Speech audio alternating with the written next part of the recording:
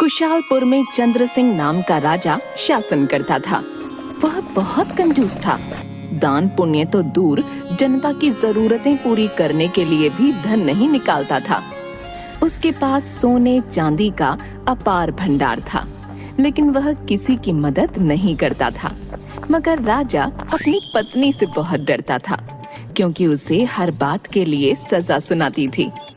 एक दिन की बात है, वो एक आदमी की फरियाद सुन रहा था। महाराज, मेरे घर के सामने की दीवार अचानक जोर से हवा आने के कारण गिर गई। वो कैसे गिर गई? तुम कहाँ थे जब वो दीवार गिर रही थी? मैं अपनी बकरियों को चारा खिला रहा था। तुमको चारा छोड़कर अपनी दीवार को पकड़ना चाहिए था। महाराज, ये कैसे हो सकता है? दीवार बहुत बड़ी थी, उसको मैं कैसे पकड़ सकता था? दीवार किसने बनाई थी? उसको बुला कर लाओ। महाराज, मिस्त्री ने बनाई थी। दीवार गिरने की सजा मिस्त्री को दी जाए। उसको उसी दीवार में जिंदा चिनवा दो, ताकि कोई भी उसको देखकर ऐसी दीवार दोबारा न बना सके। मगर इससे मुझे क्या मिलेगा? मेरा तो नुकसान हो गया है। राजा अपनी रानी की तरफ देखता, फिर मंत्री की तरफ देखता और सोचता, अगर मैंने कोई गलत फैसला ले लिया तो ये मुझे यही मुर्गा बना देगी। मुझे इस विषय में सोचने के लिए कुछ समय चाहिए। अभी तुम जा सकते हो। किसान के जाने के बाद राजा मंत्री से कहता है, हमने अभी तक इस मामले पर कोई फैसला नहीं किया है। महामंत्री, जाकर देखो हवा कहाँ से आती है, वो जगह बंद कर दो। मंत्री बिना सोचे समझे उस दीवार के पास गया और उसी दीवार के ठीक आगे और पीछे दीवार बनवा दी। देखो भाई, मैंने दीवार के आगे और पीछे भी दीवार बनवा दी है। अब कोई भी उस दीवार को नहीं हिला पाएगा। किसान अपना माथा पकड़कर ही रह जाता और चुपचाप अपने काम में लग जाता है। वहीं दूसरी ओर राजा के महल से कुछ दूरी पर राम नामक एक वृद्ध की छोटी सी झोपड़ी थी। किशन राम का बेटा था। किशन उस समय कुशालपुर का सबसे बुद्धिमान व्यक्ति माना जाता था। राजा की आदतों से वह भी परेशान था, अतः उसने राजा को सबक सिखाने की ठान ली। भीमा, कहाँ रहते हो आजकल? भाई, क्या कहूँ तुमको, मैं अपने इस राजा की हरकतों से काफी परेशान हूँ। तुम एक काम करो, जैसा मैं बोलता हूँ तुम ठीक वैसा ही करो, क्योंकि इस राजा की हरकतों से तुम ही नहीं सभी परेशान हैं। हाँ किशन, देखो, दीवार को रोकने के लिए कोई उसके आगे पीछे और दीवार बनवाता है क्या? तुम एक काम करो, बाजार से सोने के नन्हे नन्हे 4 टुकड़े उधार ले आओ। उससे क्या होगा? वो सोना राजा को दोगे क्या? अरे नहीं यार, तुम बहुत भोले हो। सोने के उन टुकड़ों को पीली चमकती हुई एक बड़ी छन्नी में रखकर और पास बहती नदी के किनारे बैठ जाऊंगा, और जैसे ही राजा आएगा तब देखना क्या करता हूँ। हाँ, क्यों नहीं, तब तो सब देखने वाला होगा। तुमने कुछ सोचा होगा तो कमाल ही होगा भाई। इस नदी पर राजा रोज स्नान करने आता था। किशन ने दूर से ही राजा को आते हुए देखा।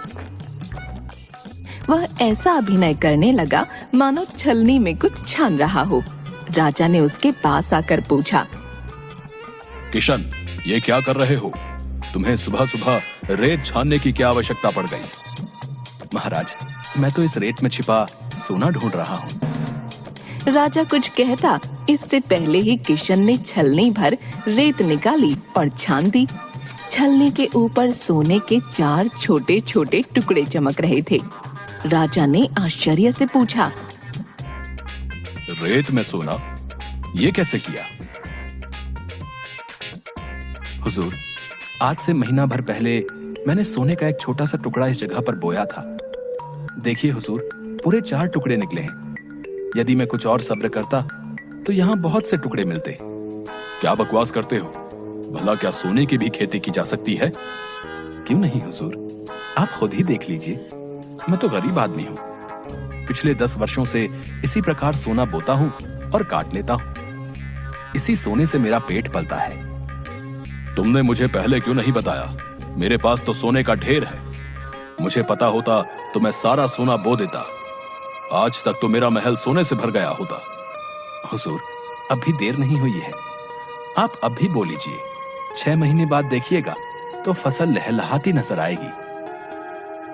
राजा ने किशन के कंधे पर हाथ रखते हुए जवाब दिया। देखो किशन, तुम एक अनुभवी आदमी हो। मेरी ओर से तुम सोने की खेती करो। इसके लिए तुम्हें जितना सोना चाहिए तुम ले सकते हो। आज ही मेरे साथ महल में चलो। इस काम के लिए तो तुम मेरे सेवकों को भी साथ ले सकते हो। किशन तो मानो इसी मौके की प्रतीक्षा में था। वह तुरंत राजी हो गया। वह महल में गया और सोने के ढेरों टुकड़े ले आया। 10 सेवक भी किशन को मदद के लिए दे दिए जाएं। जी महाराज। तुमको कुछ और चाहिए हो तो बता देना, तुम तक पहुंचा दिया जाएगा। मगर ध्यान रहे, अगर कुछ ना हुआ तो तुमको इसकी सजा दी जाएगी। जी महाराज, आप जैसा कहते हैं वैसा ही होगा। तुमको क्या लगता है तुमको छोड़ दिया जाएगा? किशन अपने मन में सोचता है और खूब हंसता है। वो वक्त बताएगा किसको सजा और कौन हंसेगा।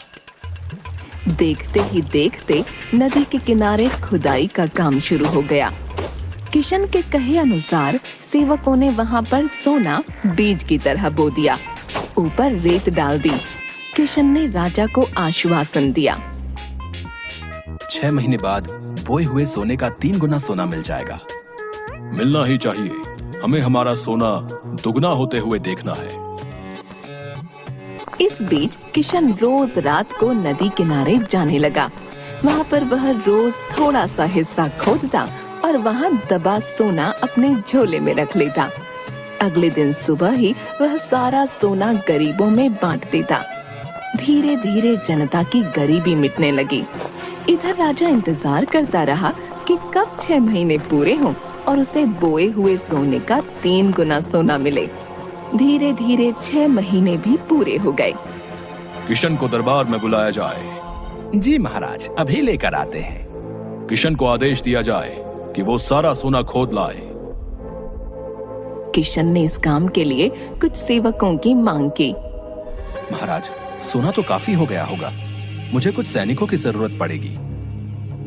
इस बार 20 सेवक उसके साथ कर दिए जाएं। सेवकों ने उस स्थान पर काफी गहरी खुदाई की, रेत को छाना, लेकिन सभी यह देखकर आश्चर्य में पड़ गए कि उसमें सिवाय 2-4 सोने के टुकड़ों के कुछ भी नहीं था। किशन भागा भागा राजा के पास पहुंचा, रोते हुए बोला। हुजूर, आपकी किस्मत खराब थी। जमीन में सोने के 2-4 सूखे हुए टुकड़ों के अतिरिक्त कुछ भी नहीं निकला है। सूखे हुए टुकड़े? तुम्हारा मतलब क्या है? हाँ हुजूर, इस बार सारा सोना सूख गया है। आप तो जानते ही हैं, इस बार बारिश बिल्कुल नहीं हुई, सारी फसल सूख गई। आपका बहुत नुकसान हो गया इस बार।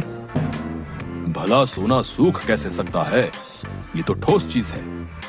हुजूर, आपने इतनी बातों पर विश्वास कर लिया कि सोना बोया जा सकता है, सोने की फसल लहलहा सकती है, सोना काटा जा सकता है।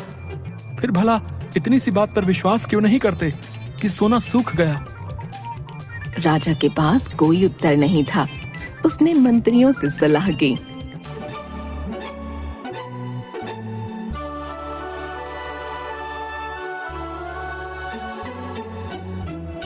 किशन ठीक कहता है। वाकई यदि सोना बोया जा सकता है तो सूख भी सकता है। अब तो राजा से कुछ कहते नहीं बना।